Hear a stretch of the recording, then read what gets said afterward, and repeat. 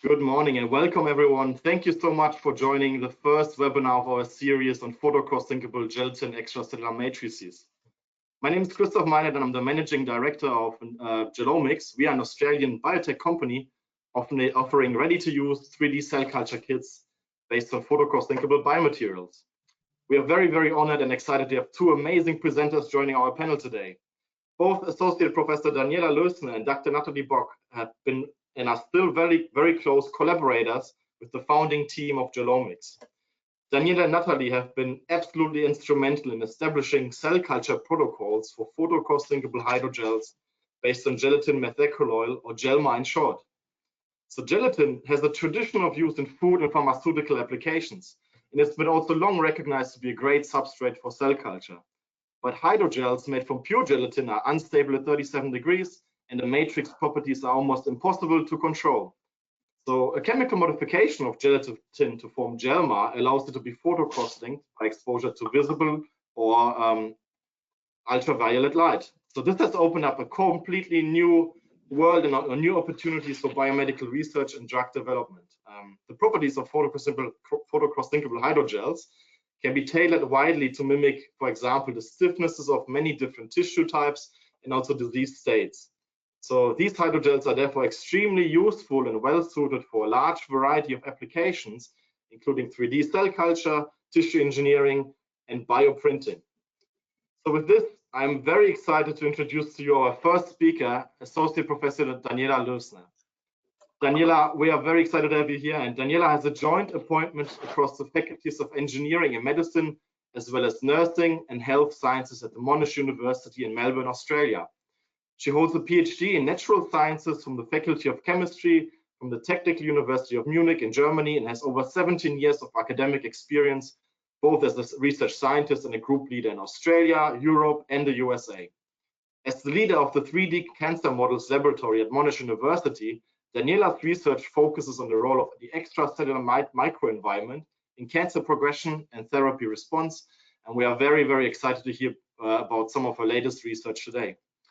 So before we begin with the first presentation of today's webinar, I would like to point out there is a chat function available for all attendees. Please use this function to ask questions that the presenters and also other panelists can answer following the presentation. So without further ado, I will now hand over to Daniela for her presentation. Sorry, we're just having a little problem. Just one second. Yeah, sorry, Daniela. I currently can't see how I can share it with you. Just one second.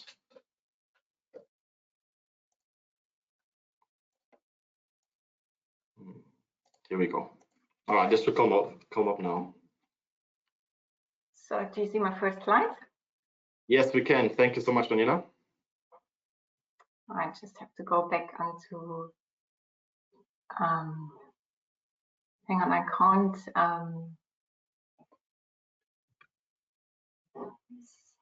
do you see it again?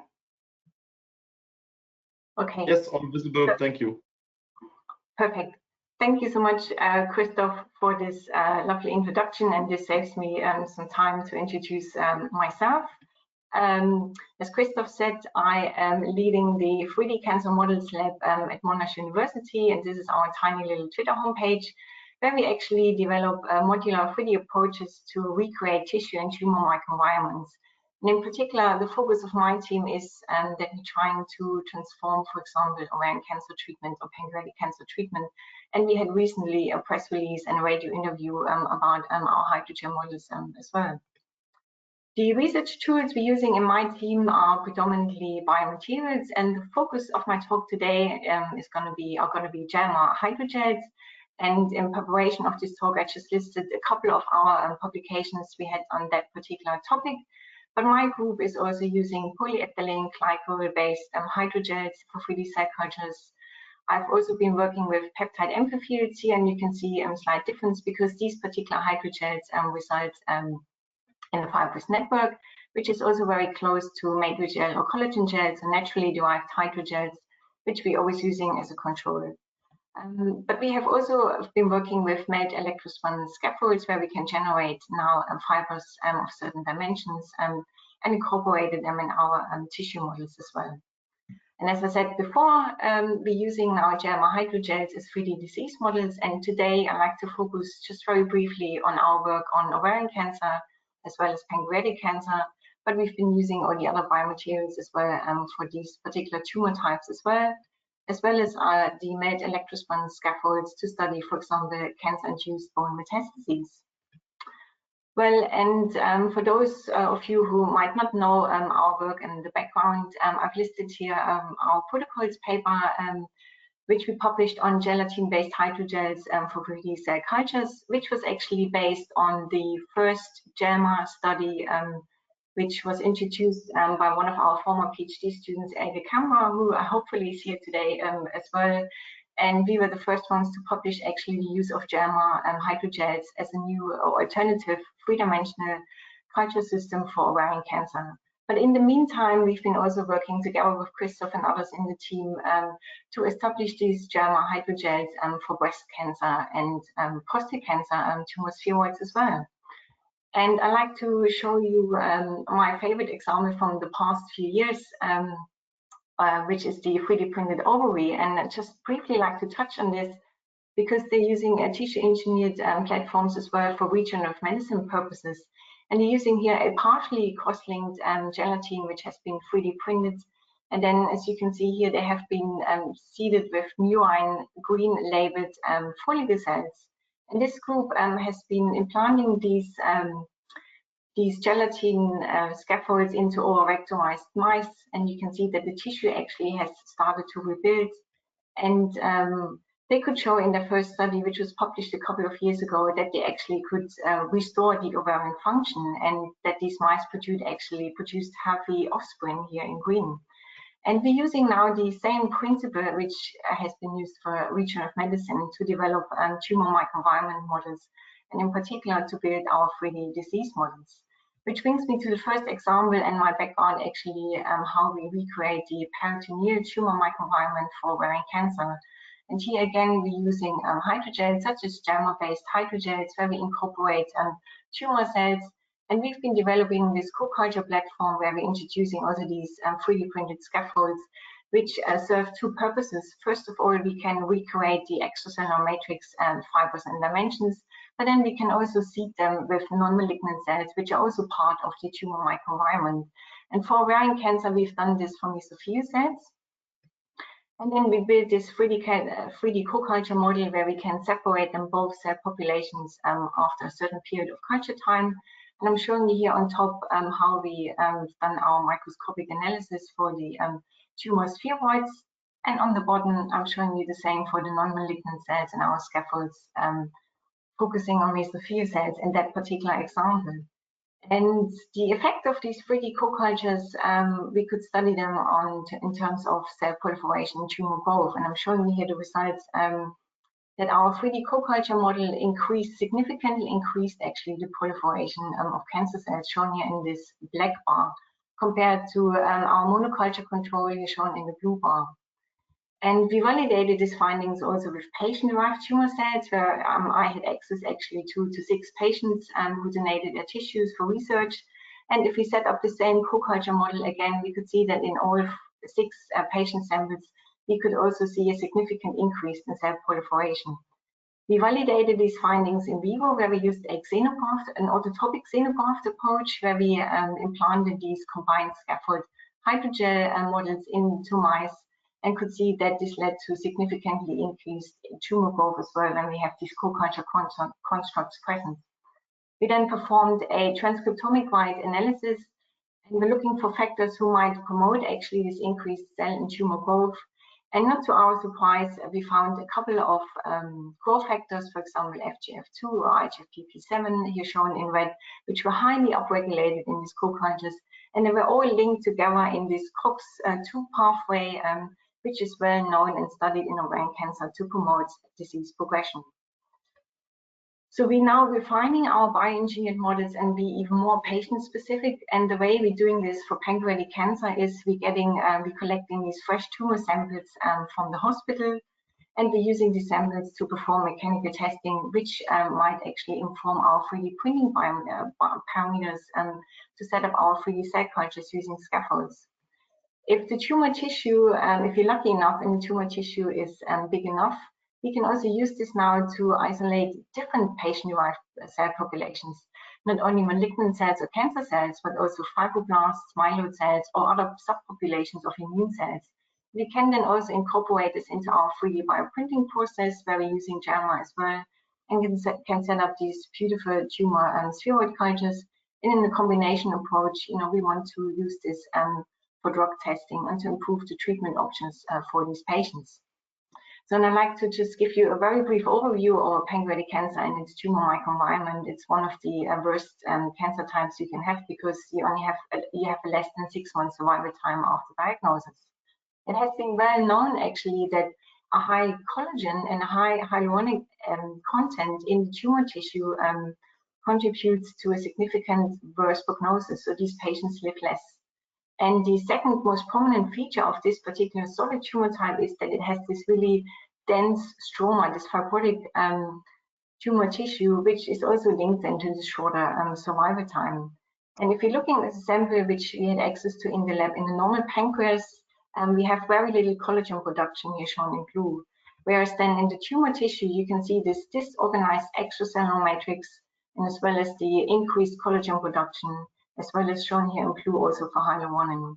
And we're trying now to incorporate these factors into our JAMA-based hydrogel cultures. And therefore, we performed a matrixome analysis of these patient-derived tumor tissues, where we actually found that most of these tumor tissues are composed of collagen, which links us perfectly into our JAMA hydrogels as well, but also glycoproteins or proteoglycans. In addition to that, we're performing now always in parallel mechanical testing of our hydrogel cultures as well as the fresh tissues to get an idea about the physical or biomechanical properties of our hydrogel cultures. And I've indicated here in the dotted line, this is sort of the tumor stiffness of pancreatic cancer, where we like to reach with our 3D cell cultures. And in most people these days still use matrigel or collagen, which is rather soft and doesn't even reach this time. But in our first pilot study using JAMA-based hydrogels with 2 different concentrations, you can actually see that this very well matches the stiffness of these fresh tumor tissues we got from the patients. Then in order to refine our model even further, we're incorporating at the moment hyaluronic acid. And we just need to fine tune this concentration a little bit more, that we really reach this dotted line in the tumor stiffness, as I'm showing you here. We then performed an RNA sequencing analysis of our JAMA hydrogel cultures using 2 different pancreatic cancer cell lines with 2 different stiffnesses and collagen as a control. And if we're looking in particular here today, this matrixome-linked profile, we can see that in terms of increased stiffness, we have actually an increased matrix production as well, which we could see when we perform bioinformatics analysis of our data set, that in particular we have the matrixome, so all extracellular matrix associated factors highly upregulated in terms of when we're having more stiff JAMA hydrogels present. And we validated this here also for a couple of genes, and in particular, for example, in this one cell line, we can see that collagen 1A1 is highly upregulated in stiffer JAMA gels, whereas versicans is upregulated in the other tumor cell line we've been using. And in order, and we're using these approaches now in order to find alternative anti-cancer treatment strategies, because in most of the tumors we see today that there's the phenomenon of chemoresistance occurring, and we always perform 2 different assays at the same time. So we're performing our cell viability assays, where we have here hydrogel cultures which were treated with chemotherapy as a control, but then also with a novel inhibitor which interferes with the matrix interactions and has a mechanobiological role in that particular case. But then if we're looking at the stiffness of our hydrogel cultures, we can see actually this particular inhibitor makes these hydrogels softer. And if we have this combination treatment with the chemotherapy, we can actually see that this softens also the tumor tissues and makes the chemo treatment more effective. I'd like to acknowledge some of my collaborators and the data I've shown today in this particular talk. And in particular, I like to thank my team, my 3D cancer models team, both at Queen Mary University of London as well as Monash University, but also my long-term mentors and collaborators, Professors Judith Clemens and Dietmar Hutmacher, but also Professor Frank Borgwell back at Barts Cancer Institute, where I worked over the last 3 years. And I also like to acknowledge actually the patients who consented to donate their specimens for our research in particular. In my last slides for today, I like to touch base on a very recent project we started in my team, which is called ChipIn. And I've given you here the description. It's the culture of human cells isolated from pancreatic cancer tissues in 3D. So where we're exactly using this tissue engineering approach to model the tumor microenvironment in order to improve the treatment for pancreatic cancer. And this is my team who works on that particular project at Monash University. And we also recently started to use the Gelomics platform at Monash University. And as part of this project, we have a few PhD positions and postdoc positions available in my team. Thank you for listening. And I think I'm going to stop sharing my screen, Christoph. You can leave your screen on for now. Thank you so much, Daniela, for this wonderful talk. Well, either way, that's fine, no worries. So very, very exciting research and some really nice and great results indeed. So please, everyone who's attending, if you have any questions, feel free to use the chat functions to put them in now. I can see there's already a number of questions here. I'll just start reading them out. So one of the attendees says, thanks, Daniela, great work. I assume the growth of tumors in co-cultures was an indirect co-culture. Do you also add or do mixed direct and co-cultures as well, which is also important in the microenvironment? And in this case, how do you decouple tumor growth and DNA content from cancer cells and other cell types? Well, it's a very good, there's a couple of very good questions. It's actually 3 questions in one. Thank you very much. So I've shown you 2 different approaches. For the ovarian cancer approach, we set up an indirect co-culture. That's absolutely correct. And it was very easy to decouple the cell functions because we could simply separate our hydrogels, which contain the malignant cells, from our scaffolds, which contain the non-malignant cells, and then isolate them separately after co-culture. In the pancreatic cancer model I've shown you, which is a very new model in our team, we're setting now up direct co-cultures in JAMA-based hydrogels. And there we only have, where we have to have appropriate controls, and there we're using a non-malignant control and a cancer cell control only. And in particular, we're using for this at the moment 5 different cell types, and we always have comparing this against each other as well, which gets quite complicated. And we're comparing everything back to the tumor cell functions at the moment as well. And I'm not so sure if I answered the 3rd question. I can't see it. So yeah, the 3rd question was how do you decouple tumor growth or the DNA content from cancer cells in the different cell types? Yeah, I think I answered that as well. Yeah. So that's pretty well. Thank you so much for the question. So maybe I'll just add another question as well. I was really quite intrigued to see the role of hyaluronic acid in the tumor microenvironment and how that really influences the progression of the disease. So I was wondering, in your 3D models that you use in vitro, do you use also methacrylated hyaluronic acid to really incorporate into the network? Yeah, that's the whole idea of our ChipIn grant, which we just got awarded. It's a 5-year grant, and we did some preliminary data together with Ferry Makers as well, who's now in Edinburgh. And so we're using the short version of this, and in particular, you know, this has been studied for chondrocytes as well. And since pancreatic cancer is also a new area for me, which I dived into the last 3 years, it made sense for me because this particular tumor type has a high hyaluronic content, as you can see. And I was not surprised to see that this is actually a shorter survival time, linked to a shorter survival time of patients as well. And we've seen this in our patient cohort as well. And we're picking this also up in our matrixome analysis as well. So it's a very important component of the tumor microenvironment. That's a really, really interesting finding. I'm also wondering, maybe just another follow-up question. Is there much data out there concerning the molecular weight of hyaluronic acid in that environment? Because it's been shown that the molecular weight can really influence cell behavior quite drastically. Yeah, so in terms of 3D cancer models, there's actually not too much. To my knowledge, I haven't seen any paper on that particular type.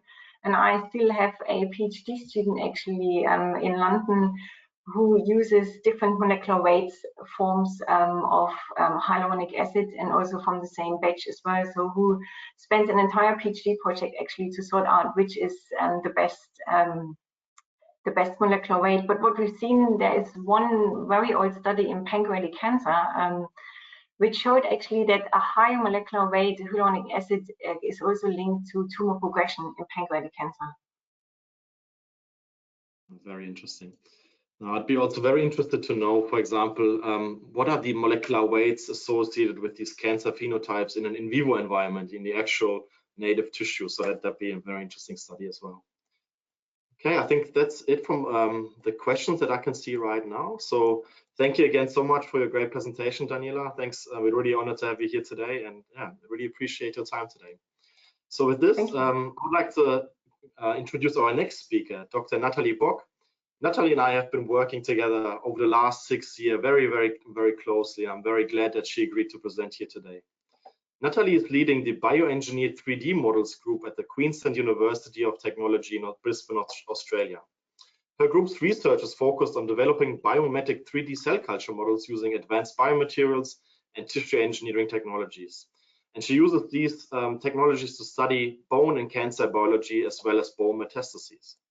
Some of the goals that the research group follows or tries to achieve include the development of in vitro preclinical models for personalized drug development and drug screening, and as well in advanced prostate and breast cancers. So some of the recent work very successfully developed a human primary in vitro 3D model of an osteoblastic mineralized tissue, and which also partly recapitulates key bone signaling and functions.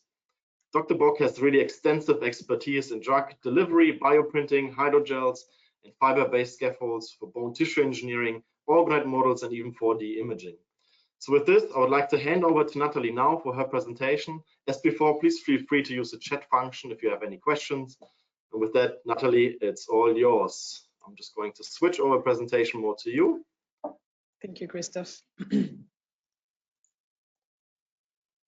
So can you confirm you can see my screen, Christoph? Yes, we can see your screen. Thank you. Fantastic. So yeah, thank you for the very kind introduction. It's my great pleasure to be here today, and I will be talking to you about how gelatin-based hydrogels are versatile 3D biomechanical tissue models as well. So first of all, traditionally cell culture models are used in 2D, and this is because it is inexpensive. It is also very rapid, for drug discovery. However, there are some consideration that it does not really recapitulate a 3D microenvironment. On the other end of the spectra, we have animal models, which are usually used to validate new drugs before they go to clinical trials. And this, as you can imagine, this is very expensive, and it has a lot of ethical concerns. And also, mice are just mice and they're not humans, so there are a lot of failures from these models. So in order to address this gap, we've had 3D in vitro human models that have been developed over the last few decades, where spheroids and scaffold-based cultures have really gained a lot of attention. And this really tried to address both of the problems of either models. And if you take a disease such as cancer, so I'll just focus on cancer as a model for now, it is very important for a cancer modelist to recapitulate the heterogeneity of cancer. And this is why currently, if you look at what models are used, we usually typically work with a patient-derived tumor sample that is microdissected into explants or grown into spheroids. The issue with those is that we are very limited in what we can do because first of all, we have little materials available, but also the longevity of those models is very short, so we cannot do too much on them. So it's been acknowledged that scaffold and tissue engineering technologies have really helped to address these issues, such as using hydrogels or tissue-engineered scaffolds or even bioprinting, which enable not only to extend the longevity of those models, but also to add and study the effect of various stromal components one by one. So early on, this is just a couple of different models that can be used in the cancer arena.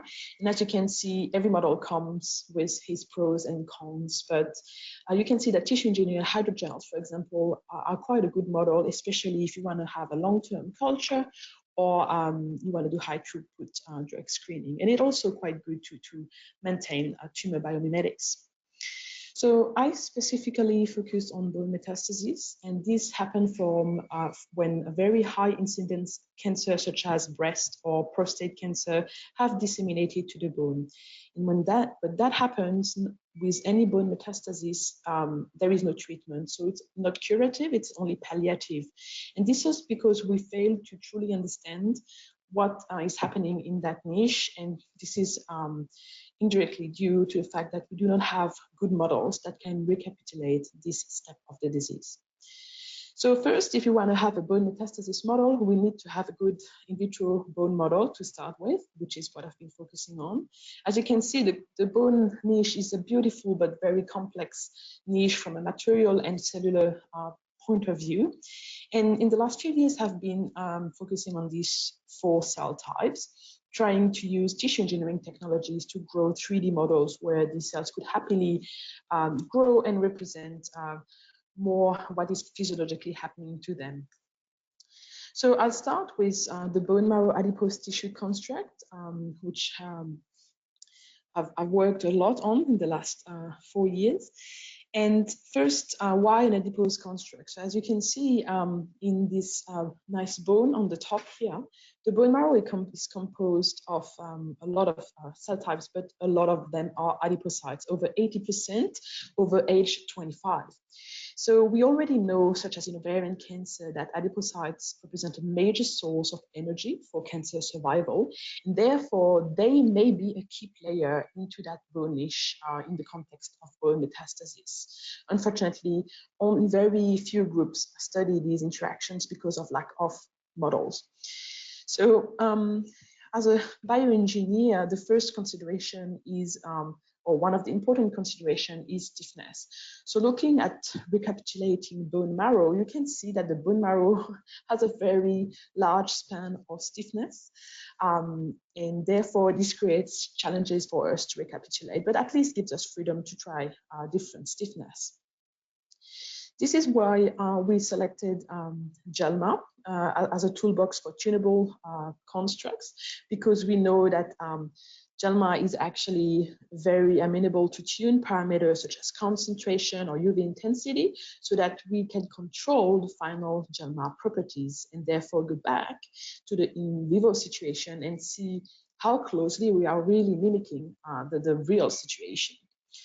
So first of all, when we started to use GELMA hydrogels, which we've worked with Christophe over the years and using the Gelomics gels, it was very important for us that the GELMA was reproducible in terms of stiffness. And as you can see here from this graph, just merging from like increasing from 3 to 8% GELMA, we had this beautiful, very highly reproducible compressive model eye, which represents the stiffness. And if you remember the previous slides, you can see that it is exactly within the range of the bone marrow that we want to achieve. So we're quite happy with this. And so to do our construct, we work with adipogenic cells. So this includes pre-adipocytes, but also bone marrow MSCs. And we, thanks to the precursor solution of the GELMA, which is non-toxic, we can just mix those cells, and with the non-toxic UV cross-linking, we obtain these cell-laden GELMA hydrogels. Adipocytes can be induced by the use of growth factors like many other cell types, and therefore we could quickly actually obtain adipogenic so adipocytes in those constructs, which we call the 3D bioengineered adipose tissue. So I would like to also inform you that adipocytes only undergo, after differentiation, they only undergo one mitotic division. They do not proliferate under differentiation, and all what they do, they get fat, literally, and they accumulate these lipid droplets, which you can see here, this red, sorry, these black little dots. This is not several cells, this is just one cell with a lot of lipid droplets that are accumulating in there. So once we had our adipocyte-loaded hydrogels, we're also working with 3D constructs also requires the use of new methods to characterize that. So with the help of a great research assistant, Joanne Roll, we actually developed those methods where we used oil redox staining, which is usually used in 2D to look at this lipid droplet accumulation, and used optical sectioning to have an idea of how much staining there was during that differentiation. So I have lots of different groups, but just to make it easy, what you can see on the left here is how the oral staining was really up after 2 weeks. And you can then see also that the particle size, which is another indicator of adipocyte growth, was increasing over time. As you can see, the hydrogel overall is getting redder and redder. And we could conclude that we had a very strong response of the Gelma hydrogels to support adipogenesis. And obviously this is after a lot of optimization, which I don't have time to show, but this was very encouraging. So all in all, this is what the gels look like after about 2 weeks of differentiation. And what you can see here on the right is the microscopy image of those beautiful lipid droplets inside the hydrogels. So because the Gelma hydrogels were also really good at doing some nice immunofluorescence, and this is just showing you how a human adipocyte in 3D looks like, which is very different to what the 2D typical adipocyte is. You can guess, you can find those little droplets inside, and this has been staged for adiponectin receptor 1, a very important marker of a mature adipocyte. So that was very pleasing. And because of time, I can't show you as well what we've done with the cancer cells, but as you can imagine, now that you have this beautiful toolbox, you can encapsulate a lot of cells. So here on the right, you have your adipocyte-loaded hydrogels, which is pretty dark. And here on the left, you have Gelma when it was used to grow prostate cancer cells. And so we've pretty much used, at the minute, only indirect co-cultures with adipocytes on one hand and cancer cells on the other hand, because I focus a lot on prostate cancer. This enables us to do questioning of the paracrine interactions between both. But we could also, and we will also look at both together, but obviously this has more analytical challenges to decouple the effects of both cell types. So moving on, another application of these Gelma hydrogels is that we are looking at making bone, right? And bone, by definition, is a composite tissue model. So one of our goals here is really to have to mimic this niche where you can see you have a harder shell and inside you have the bone marrow. And this harder shell, we have been trying to create this bone construct using a fiber-based scaffolds so that then we could encapsulate our marrow constructs and have a 3D bone microtissue. So this could be loaded down the track with osteoblast or osteoclast, cells that are relevant and found in the endosteal niche of the bone, so that you have a more complex and physiologically relevant model that encapsulates both cell types, but also has an architecture that is more relevant. So yeah, this is what I just said, that bone is a dual soft stiff composite material. And so to make that a stiff part, we're using melt electro-written fiber scaffold. And this is really useful to us because this technique enables very high reproducibility in our scaffold. And this is something, if you work in composite materials, you will know that the reproducibility of your independent components is extremely important. Otherwise, when you mix them together, you're going to have too much variability, and this is something we try to minimize by using Gelma as the hydrogel structure and the melt electro-written scaffolds as the outer structure, as being highly reproducible.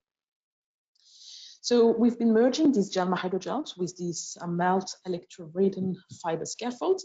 And again, the beauty of the Gelma is that you have this precursor solution which is liquid, when we can just basically load inside the scaffold and UV again, and then we have this beautiful 3D composite. As you can see, just by adding the scaffold around the Gelma, we increased the stiffness about tenfold, the compressive modulus. And so it could really show that we could tailor the mechanical properties by merging these two different materials. So now that we have this model, which obviously needs to be developed further, I just really quickly want to touch on how we can use it to do mechanical stimulation. Because remember, we are in bone, and bone is like any tissue actually, which is subjected to mechanical stimulation. Bone is probably the most important one.